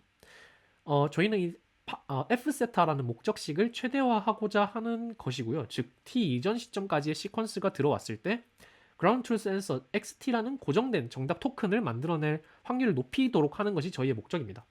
똑같이 이 미분 텀인 f세타를 세타로 미분을 하면 뭐 로그 미분 법칙에 의해서 저렇게 두 가지 텀으로 나눠지는 것을 확인을 하실 수가 있겠고요.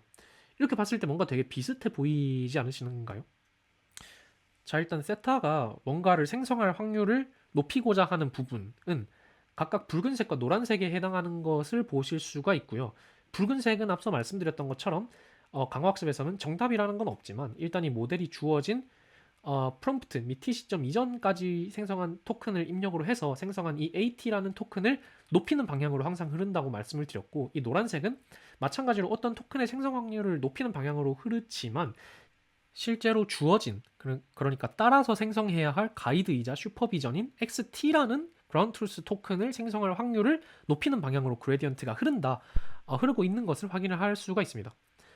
이에 따라서 파란색 부분을 보시면 이게 정답인지 아닌지, 좋은 토큰인지 아닌 토큰인지 모르기 때문에 강화학습에서는 이 토큰을 생성함으로써 얻어진 상점의 크기만큼을 곱해서 해당 토큰의 생성 확률을 그만큼 높이는 것을, 혹은 벌점을 받았다면 음수를 곱해서 해당 토큰의 생성 확률을 그만큼 줄이거나 하는 것을 확인을 할 수가 있습니다. 반대로 SFT의 경우에는 이 XT는 항상 무조건 정답이기 때문에 이 토큰을 생성할 확률을 키우는 것으로 고정이 되어 있기는 하나, 방향이 그 정도를 이 초록색으로 칠한 만큼의 텀으로 곱해서 그만큼 키운다고 생각을 하시면 될 것 같습니다. 그러니까 실제로 이 토큰이 생성될 확률의 역수이고, 이 초록 색깔 부분은 이건 결국 지금 이 세타가 정답 토큰인 XT를 생성할 확률이 낮을수록 전체 초록 색깔 텀은 커지겠죠. 역수이기 때문에. 그러니까 지금 이 세타가 XT를 생성할 확률이 낮다면 그만큼 크게 이 XT를 생성할 확률을 높이는 방향으로 그레디언트 어센트를 한다라고 이해를 하시면 될 것 같습니다. 그래서 뭐 강화학습과 슈퍼바이즈드 파인 튜닝 내지는 넥스트 토큰 프레딕션의 관계는 이러합니다. 마지막으로 이 R1을 공부해보기 위해 남은 것은 이 PPO라는 것인데요. 앞서서 저희는 강화학습으로 LLM을 학습시킬 때의 목적식이 저기 as is에 적혀 있는 것처럼 뭐 저렇다라고 말씀을 드렸는데, 사실 저 목적식은 엄청 옛날에 제안된 reinforce라는 강화학습 알고리즘의 목적식이고, 오늘날은 특히 뭐 LLM을 강화학습으로 학습시킬 때는 저 목적식이 아니라 오른쪽에 보이시는 저 PPO라는 강화학습 알고리즘의 목적식을 사용합니다. 이 PPO에 대한 이해가 있어야 이 R1에서, 사실은 이 R1에서 처음 쓰인 것은 아니고 자사의 딥식 매스라는 모델을 만들 때 처음 쓰였지만, 어쨌든 이 PPO를 개선해서 그 대신 사용한 GRPO라는 핵심적인 알고리즘에 대한 이해를 할 수 있기 때문에 이 PPO에 대해서 짧게 말씀을 드리도록 하겠습니다. 그런데 이 reinforce로부터 PPO가 한 번에 나온 것도 아니고 몇 년에 걸쳐서 여러 요소들이 개선이 된 것이기 때문에 그것들을 다 다룰 시간은 없을 것 같고요. 대신 저 오리지널 PPO의 목적식을 좀 간단하게 변형해서 그 간단한 식을 가지고 설명을 좀 드려보도록 하겠습니다. 일단 저 복잡해 보이는 저 클립 텀을 생략을 해보도록 하겠습니다. 왜 생략해도 얼추 설명이 되는지는 다음 장에서 말씀드리도록 하고, 이 클립 텀을 삭제하면 어떻게 되냐? 사실 여기 보시면 이 민이 왼쪽에 있는 텀과 오른쪽에 클립 텀 둘 중에 작은 것을 고르라는 뜻이기 때문에 클립 텀을 아예 날려버리면 사실상 둘 중 작은 것을 고를 필요가 없어지기 때문에 저렇게 민도 날아가고 이렇게 아래처럼 하나의 식만 남습니다. 이미 굉장히 간단해졌는데 이걸 앞에서 했던 것처럼 로그 미분 법칙으로 치환을 해보면 제일 아래에 explain 부분에 있는 것과 같이 바뀌는 것을 확인을 할 수가 있습니다. 이 식을 가지고 설명을 좀 드려보자면, 일단 그대로 부분은 목적식인 J 기호는 당연히 그대로일 것이고요. 또 ST에 대해서 AT를 생성할 로그 프로바빌리티의 미분항까지도 동일합니다. 원래와 비교했을 때 두 가지의 차이가 있다면 원래식을 보시면 이 타우, 즉 궤적이자 LLM이 생성한 토큰들에 대한 히스토리가 너무 당연하게 그 훈련 대상인 LLM, 즉 파이 세타로부터 샘플링이 되었던 것을 확인을 할 수가 있는데 이 아래에서는 파이 세타 올드로부터 샘플링을 되는 것을 확인을 할 수가 있습니다. 그에 따라서 바로 뒤에 이상한 파이 세타 올드분의 파이 세타에 대한 어떤 텀이 추가된 것을 확인을 할 수가 있죠. 또한 원래는 이 ST에서 AT를 생성할 확률을 얼마나 높이냐 혹은 얼마나 낮추냐를 결정할 때 RT 타우라는 것을 사용을 하였지만 여기서는 AT라는 텀을 사용하는 것으로 바뀐 것을 확인을 할 수가 있죠. 그래서 뭐가 달라졌는지 한번 보면 일단 이 파이 세타 올드에 대한 이야기를 먼저 좀 해보자면 원래 이 as is 식의 경우에는 저 식으로 그레디언트 어센트를 하려면 파이 세타로부터 하나의 타우를 뽑고 그걸로 RT 타우를 각각 뭐 계산해서 업데이트를 하고 또 이렇게 업데이트된 세타로부터 또 타우를 뽑아서 한번 업데이트를 하고 이렇게 했어야 했는데 이게 사실 굉장히 샘플 비효율적인 것을 확인을 할 수가 있죠. 한번 업데이트하기 위해서 하나의 샘플을 뽑고 그러니까 하나의 뭐 아웃풋 내지는 앤서를 뽑고 이 뽑았던 샘플은 버리고 업데이트한 모델로부터 또 다른 샘플 즉 뭐 답변을 샘플링을 해야 하고 이렇게 해야 됐기 때문에 이게 과정이 효율적이지 않다고 생각을 할 수가 있겠죠. 그래서 만약 저희가 이 샘플 즉 LLM의 답변을 샘플링을 할 또 다른 분포 내지는 또 다른 LLM을 두고 샘플은 거기에서 뽑되 업데이트는 지속적으로 저희가 가지고 있는 파이 세타를 업데이트 한다고 생각을 하면 여러 개의 타워를 파이 세타 올드라는 다른 LLM에서 뽑아놓고 실제 업데이트는 파이 세타를 하는 방식으로 진행할 수가 있을 것입니다. 눈치채셨겠지만 이 파이 세타 올드는 업데이트가 되지 않은 파이 세타의 이전 버전의 LLM으로 중간중간 정기적으로 파이 세타 올드를 업데이트된 파이 세타로 가름을 해주고 또 샘플링을 하고 업데이트를 하다가 다시 파이 세타 올드를 파이 세타로 리프레시 해주고 이런 식으로 진행한다고 생각을 해주시면 될 것 같습니다.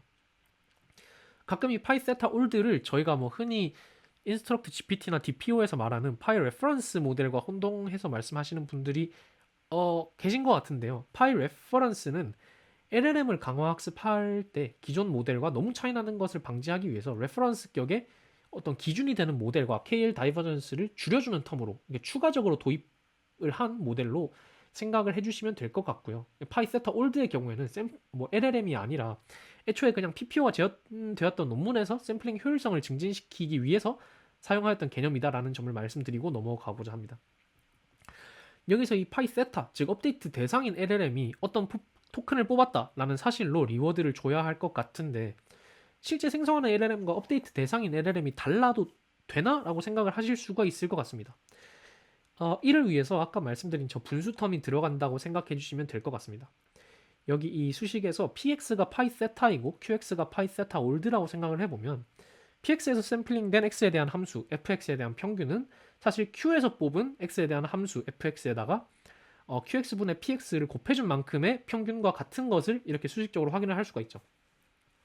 사실 그런데 제가 생략한 부분들 때문에 이렇게 단순하게 바뀌지만은 않는데 결국 앞에서 생략했던 클립 텀도 여기서 짧게 설명을 드리자면 이 파이세타 올드와 파이세타가 너무 달라지지 않게 하기 위해 들어가 있는 텀임을 수식적으로 이해하시기에 어렵지 않으실 것 같습니다.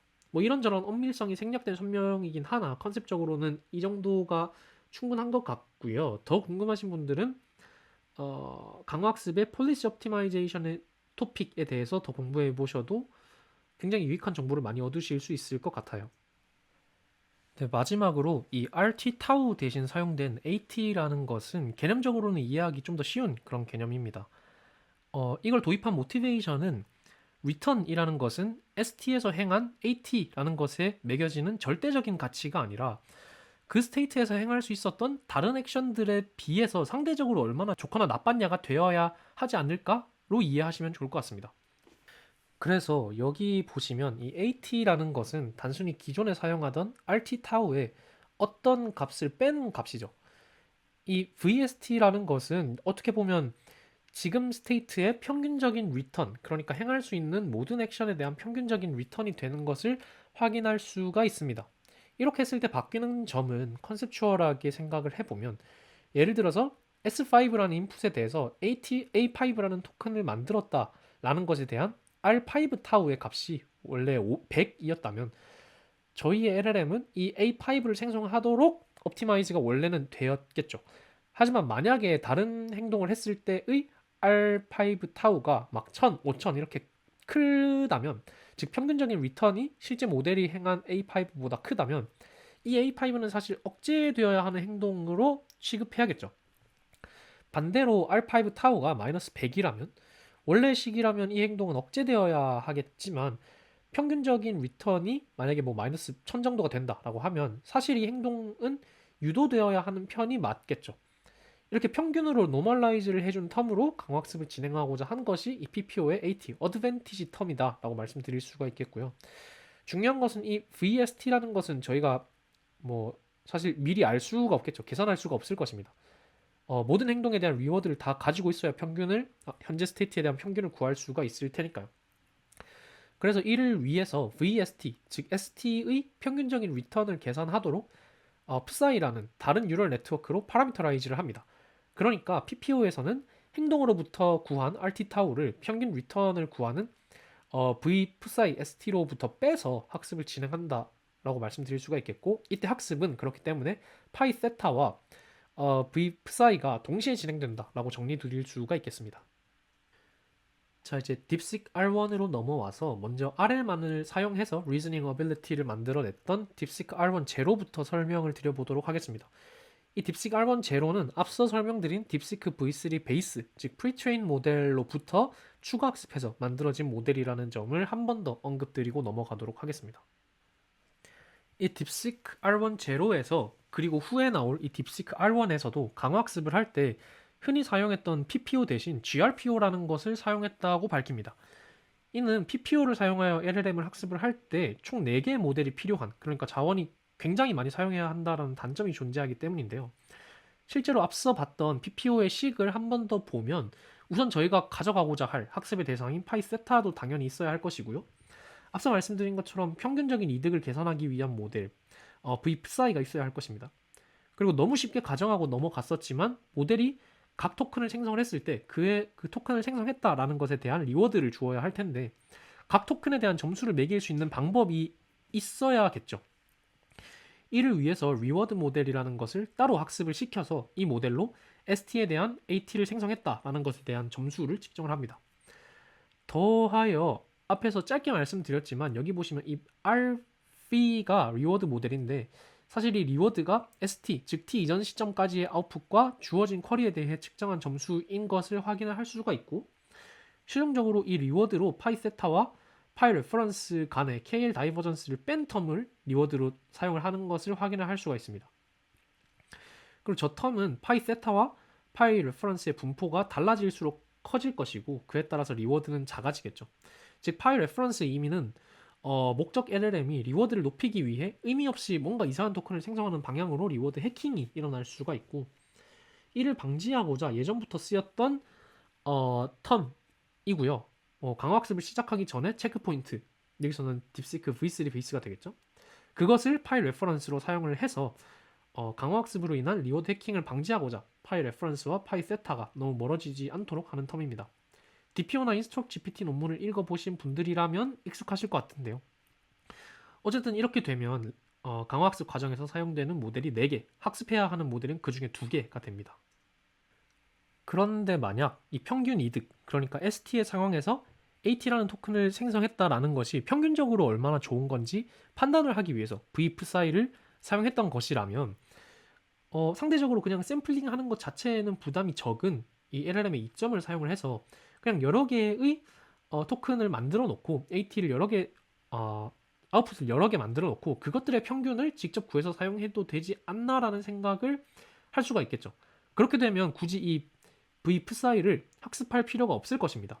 그래서 GRPO의 최종 수식을 보시면 저렇게 되는데요. 저희가 시간상 생략했던 클립은 파이세타 올드와의 격차를 너무 벌리지 않기 위해 들어가 있는 텀이라고 이해를 하고 하나씩 살펴보자면, 이제 어떤 쿼리에 대해서 하나의 답변만 생성을 하는 것이 아니라 라지 G개의 답변 OI를 생성을 하는 것을 확인을 할 수가 있습니다. 그 다음에 이 모든 샘플을 사용해서 목적식을 완성을 시키는데요. 여기 보시면 i번째 샘플에 대한 t번째 토큰을 생성한 것에 대한 어드밴티지 AIT를 구하는 공식이 나옵니다. 즉, 각 답변에 대한 리워드인 RI를 모든 답변에 대한 평균 및 표준 편차로 노멀라이즈를 한 뒤에 그 노멀라이즈된 답변에 대한 점수를 RI라는 노멀라이즈된 답변에 대한 점수를 그냥 모든 토큰에 대한 리워드 격인 어드밴티지 AIT로 사용을 하는 것을 확인을 할 수가 있죠. 이렇게 되면 더 이상 평균 이득을 계산하기 위한 별개의 모델 없이도 그냥 여러 번 샘플링을 해서 평균을 대략적으로 근사해서 사용하는 것으로 우회를 할 수가 있겠죠. 결국 PPO의 computationally efficient한 버전이라고 이해를 할 수가 있을 것 같고, 그렇다고 해서 항상 이 GRPO가 PPO보다 좋냐라고 물어보신다면 그건 아닐 수도 있을 것 같습니다. 샘플링을 여러 번 하는 환경이 실제로 적합한지, 그리고 여러 샘플의 평균으로 밸류 펑션을 근사하는 것이 어느 정도 플러저블한지에 따라 다를 것 같고요. 제 생각에는 이런저런 개선할 점들이 있을 것 같긴 해서 관련된 연구들이 나올 수도 있지 않을까라는 생각이 드는 알고리즘인 것 같습니다. 더 나아가서 앞서 말씀드린 것처럼 사실 리워드를 어떻게 측정해서 어떻게 줄 것이냐가 상당히 어려운, 사실상 제일 어려운 문제겠죠. 앞에서는 답변에 대한 점수를 매기는 모델을 따로 훈련시킨다라고 했는데 그것도 쉬운 일은 아니겠죠. 사실 저는 R1에서 가장 놀랐던 부분은 이 부분이었습니다. 리워드 모델, 즉 답변에 대한 퀄리티를 측정하는 어떤 뉴럴넷 기반의 모델을 따로 모델링을 진행을 하지 않고 룰 베이스드한 방식으로 출력한 답변에 대해서 리워드를 주는 방식을 채택을 합니다. 그리고 이 룰 베이스드 리워드의 내용도 아주 간단한데요. 크게 두 가지의 리워드를 신호로서 주는 것을 확인을 할 수가 있습니다. 첫 번째로 어큐러시 리워드라 함은 답변의 정답 유무에 따라 답변을 맞췄을 때 리워드를 주는 것을 뜻합니다. 이 R1 라인의 모델들은 추론 모델이고, 추론 모델을 앞서 말씀드린 것처럼 주어진 쿼리에 대해서 리즈닝 내지는 띵킹을 알아서 생성을 하고 그 이후에 그를 바탕으로 앤서를 뱉는 그런 모델이겠죠. 이 어큐러시 리워드는 이 리즈닝 이후 나온 앤서가 정답인지, 그러니까 예를 들면 수학 문제가 쿼리로 들어왔을 때 어떤 리즈닝을 막 한 후에 뱉어낸 마지막 아웃풋 O가 실제 그 수학 문제의 답과 동일하다면 점수를 주고, 만약에 뭐 코딩 테스트 문제라면 리즈닝 후에 뱉어낸 코드인 아웃풋 O를 직접 컴파일한 뒤에 실행을 해봤을 때 테스트 케이스를 모두 통과하면 점수를 주는 이런 방식으로 매겨지는 리워드입니다.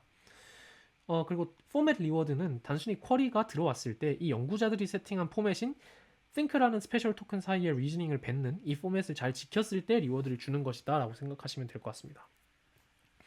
이 강화학습이 슈퍼바이즈드 파인 튜닝도 진행하지 않은 완전 베이스 프리트레인드 모델이라는 점을 생각을 해봤을 때 이렇게 간단한 두 개의 리워드만 주었음에도, 그리고 또 애초에 어큐러시 리워드와 같이 룰 베이스드로 맞다 틀리다를 측정할 수 있는 이런 굉장히 제한적인 분야의 쿼리셋만 가지고 학습을 진행하였음에도 불구하고 굉장히 유의미한 성능을 달성하였다는 점이 중요한 점인 것 같습니다. 그래서 이렇게 학습을 하였을 때 학습이 진행될수록 문제풀이, 즉 아웃풋의 정확도와 리즈닝의 길이가 함께 커지는 것을 확인을 할 수가 있습니다. 신기한 점은 길게 생성할 것을 리워드로 주지 않았음에도 불구하고 문제를 잘 풀어내는 리워드를 최대화하기 위해서 자연적으로 생성 길이가 길어지는 것을 확인을 할 수가 있고, 이것이 역으로 인퍼런스 타임 스케일링을 실험적으로 증명한 결과다라고도 볼 수 있지 않나라고 생각을 합니다. 또 하나 신기한 점은 이런 실제 사람이 문제를 풀다가 중간에 격한 리액션을 하는 것처럼 이 모델도 그런 아하 모먼트를 보여준다는 점을 리포팅을 하고 있는데요. 체리피킹일 수도 있지만 재밌는 결과다라고 생각을 합니다. 여기까지가 딥시크 R1 제로였고요. 그 이후로는 실제로 성능이 되게 좋다고 소문난 딥시크 R1 모델에 대해 한번 말씀드리도록 하겠습니다. 사실 개인적으로는 물론 배울 것은 많지만 어쩔 수 없이 테크리포트 특유의 이것저것 누리했고 성능 되게 좋아의 톤으로 쓰여진 부분들이 있어서 파고들 만한 리서치가 매우 깊게 있었다라기보다 튜토리얼 느낌으로 가볍게 읽으면 좋을 것 같더라고요. 그래서 같이 한번 읽는 느낌으로 짧게 다루어 보았습니다. 딥시크 R1도 마찬가지로 딥시크 V3 베이스 모델의 체크포인트로부터 포스트 트레이닝을 진행해서 학습되는 모델인데요. 제로와의 차이점은 기존 컨벤션에 맞춰서 일단 SFT를 진행을 하고 그 다음에 RL을 한다라는 것입니다. 특히나 이 단계에서는 SFT를 앞서 말씀드린 것처럼 출력과 그에 대한 정답 답변이 있는 페어 데이터가 SFT를 하기 위해는 필요하다라고 말씀을 드렸었죠. 이 SFT를 학습하기 위해서 연구진들은 주어진 쿼리에 대해서 긴 띵킹을 포함한 후 답변을 내는 롱 COT 데이터를 고품질로 구축하였다라고 얘기를 합니다. 이를 위해서 딥시크 R1 제로의 아웃풋을 잘 정대를 한다든가 롱 COT example을 퓨샷으로 하여 여러 데이터를 만들어낸다든가 모델에게 스스로 생성된 답변을 reflection, verification을 하는 과정을 거치면서 긴 리즈닝 패스를 만들어내도록 시키는 과정을 거쳤다고 합니다. 이 필터링 과정에서 특히 이 모든 답변이 특정 포맷을 따르도록 하였다고 하는데요. 여기 보시면 앞에서 본 템플릿과 약간 다르게 두 개의 스페셜 토큰 사이에 리즈닝이 오고 그 뒤에 이 리즈닝에 대한 서머리가 오도록 포매팅이 되는 것을 확인을 할 수가 있죠. 이렇게 구축한 소량의 논문에서도 소량이라고만 기재가 되어 있는데요. 하여튼 소량의 SFT 데이터로 딥시크 V3 베이스 모델을 학습을 합니다. 이렇게 학습된 스테이지 1의 모델을 이제 강화학습을 진행해서 리즈닝 모델을 확보를 하는데요. 이렇게 확보된 모델을 저는 어떤 초벌구이 모델이라고 말씀드릴 수가 있겠습니다. 제로 모델과 거의 동일한 방법으로 강화학습을 진행을 하고요. 약간 다른 점은 제로의 경우에는 자꾸 리즈닝에서 다른 언어를 내뱉거나 하는 등의 랭귀지 믹싱 문제가 있었다고 하고 이게 사용성, 가독성 측면에서 굉장히 문제가 되었다고 합니다. 이를 해소하기 위해서 이 리워드에 추가적으로 타겟 언어로 알맞게 생성된 비율을 계산을 하는 랭귀지 컨시스턴시 리워드를 추가를 했다고 합니다. 결론적으로 이 스테이지 2에서는 제로와 비슷하게 클리어 솔루션이 있는 쿼리 셋들에 대해서 어큐러시 리워드와 컨시스턴시 리워드로 학습을 컨버지 할 때까지 진행했다라고 합니다. 이때 그 최종 답변을 맞추는 어큐러시 자체는 컨시스턴시 리워드가 없을 때보다 약간 하락을 하지만 컨시스턴시 리워드를 넣었을 때 훨씬 가독성이 좋았다라고 얘기를 합니다. 이렇게 초벌구이가 끝났는데 추가 훈련을 이 초벌구이 된 모델에 계속해서 진행하느냐 그건 아닙니다. 이 초벌구이 모델은 데이터 생성에만 앞으로 사용을 할 예정이고 최종적으로 딥시크 R1을 만들기 위해서 다시 처음부터 딥시크 V3 베이스로부터 어떤 데이터로 학습을 시작을 합니다. 마찬가지로 SFT부터 시작을 하고요. 이때 그러면 스테이지 1과는 무엇이 다르냐 하면 리즈닝이 아닌 다른 도메인의 데이터들도 수집해서 슈퍼바이즈드 파인 튜닝을 진행한다라는 점입니다. 그러니까 초벌구이는 거의 클리어 솔루션이 존재하는 또 리즈닝과 관련된 데이터들만 집중적으로 훈련했다면 여기서는 아마 실제 사용을 고려해서이겠죠. 다양한 도메인까지를 커버하는 학습 데이터를 구축하게 됩니다. 여기서는 데이터에 대한 비교적 자세한 설명이 나오는데요. 우선 이 스테이지에서 사용된 리즈닝용 SFT 데이터는 이제 클리어 솔루션이 없는 리즈닝 데이터도 포함하게 됩니다. 이를 위해서 스테이지 2에서 만들어진 모델을 사용을 하는데요. 다양한 도메인의 리즈닝 데이터를 만들기 위해서 제로 모델에 다양한 쿼리를 넣고 그에 대한 리즈닝과 앤서의 퀄리티를 측정하고 고품질만 남기는 필터링을 진행을 합니다. 그리고 그렇게 하기 위해서 딥시크 V3의 리워드 모델을 사용을 하죠. 즉 딥시크 V3 그러니까 딥시크 V3 베이스를 슈퍼바이즈드 파인 튜닝하고 강화학습을 할 때 사용하였던 리워드 모델을 사용을 해서 제로의 리즈닝과 앤서의 점수를 실제로 측정을 해서 필터링한 것으로 이해하시면 될 것 같습니다. 여기서 이 리젝션 샘플링이라는 것은 쉽게 말해서 쿼리에 대해 가장 높은 점수를 받는 리즈닝과 앤서를 사실 데이터셋으로 구축해야겠지만 이건 어려우니까 그냥 여러 개의 리즈닝과 앤서를 샘플링한 뒤에 그 중에서 점수를 가장 높게 받는 샘플을 데이터셋에 넣겠다라는 뜻으로 이해를 해주시면 될 것 같습니다. 추가로 논 리즈닝의 SFT 데이터는 딥시크 V3를 훈련할 때 사용한 데이터 및 딥시크 V3의 프롬프팅을 해서 얻은 답변을 적당히 잘 섞어서 구축했다고 하네요.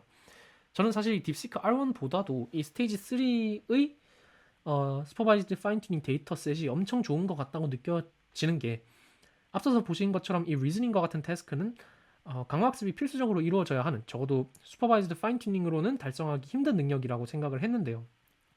이 아래 표를 보시면 위에서부터 순서대로 각각 QN32빌리언이라는 시작 체크 포인트 프리트레인드 랭귀지 모델로부터 해서 QN4에서 직접 만든 리즈닝 모델인 QWQ 그리고 QN32빌리언을 앞서 소개된 제로 방식으로 훈련시킨 제로 QN32빌리언 그리고 마지막으로 QN32빌리언에 스테이지 3에 방금 만든 SFT 데이터로 슈퍼바이즈드 파인 튜닝만 진행을 한 디스틸 QN32빌리언을 비교를 해보면 후자가 압도적으로 좋은 것을 확인을 할 수가 있습니다. SFT만으로는 이렇게 되는 것이 가능한가 싶으면서도 이 스테이지 3의 SFT 데이터가 어떻게 생겼는지 궁금하게 만드는 실험 결과라는 생각이 듭니다. 그리고 나면 마지막으로 이 스테이지 3의 SFT가 끝난 모델에 대해서 이제 강화학습을 진행을 하고요. 이 단계에서는 제로나 스테이지 2와는 약간 다르게, 그러니까 클리어 솔루션이 없는 제너럴한 도메인에 대해서도 학습을 진행해야 하다 보니까 앞서 말씀드린 딥시크 리워드 모델을 사용을 해서 그로부터도 시그널을 받아서 뭐 흘렸다라고 이해를 해주시면 될 것 같습니다. 마지막으로 클로징인데요. 사실 내용적으로는 인트로덕션에서 잘 정리를 해두었던 것 같아서 개인적으로 예상되는 학계의 넥스트 무브를 적어보았습니다. R1 모델 라인의 경우에는 리즈닝과 강화학습과 관련된 여러 신기한 점들이 관찰이 되었었고, 그래서 최근에 꽤 핫했던 리즈닝과 관련된 연구에 도화선에 불을 지피게 되지 않을까라고 생각을 합니다. 다만 이 R1에서 보았던 결과를 그대로 가정하고 1호부터 연구를 진행하기는 조금 어려울 수도 있을 것 같다라는 생각이 든 건, 사실 R1 제로를 예로 들면 강학습만으로도 충분하다라는 말을 하기엔 그들의 백본인 딥식 V3가 너무 강력했고, 연구실 규모에서의 작은 GPU에 올라갈 만한 사이즈의 LLM에서도 이런 경향이 그대로 이어질지는 확실하지 않다고 생각을 합니다. 더해서 스테이지 3의 SFT 데이터가 엄청 강력했던 것을 생각을 해보면 아직 리즈닝과 관련된 정설은 나오기 힘든 상황이지 않을까라는 생각도 드네요. 딥시크 V3의 경우에는 표면적으로는 프리트레인드 모델에 대한 테크 리포트이지만 사실 오늘 다루지 않은 이 플롯 포인트 8로의 정밀도로 프리트레인을 완전하게 진행을 할 수 있다는 점이 꽤 흥미로운 지점이었던 것 같아서 관련된 마이크로소프트의 연구와 함께 힘입어서 사실상 빠른 시일 내에 LLM 정밀도의 컨벤션이 플롯 포인트 32에서 BF16으로 내려왔던 것처럼 플롯 포인트 8로 제공되는 모델들이 조금 더 늘어나게 되지 않을까라는 생각이 듭니다. 다만 FP8부터는 빠르게 지원되는 엔진이 달려있는 GPU 라인이 많지 않은 것으로 알고 있는데, 이와 관련한 GPU 하드웨어 시장의 움직임도 궁금해지는 것 같습니다. 네, 사실 전달드리고 싶었던 내용들이 너무 많았어서 오히려 제대로 전달된 것이 적어진 것과 같은 느낌이 발표를 끝나고 나니까 드는 것 같습니다. 궁금하신 것들이나 같이 얘기해보고 싶은 것들이 있으시다면 언제든지 댓글로 남겨주시면 항상 잘 보고 있으니까요. 제가 아는 선에서 최대한 얘기 나눠보면 정말 재밌을 것 같습니다. 그럼 긴 발표 들어주셔서 감사합니다. 지금까지 DSPA 연구실 석사과정 천재원이었습니다.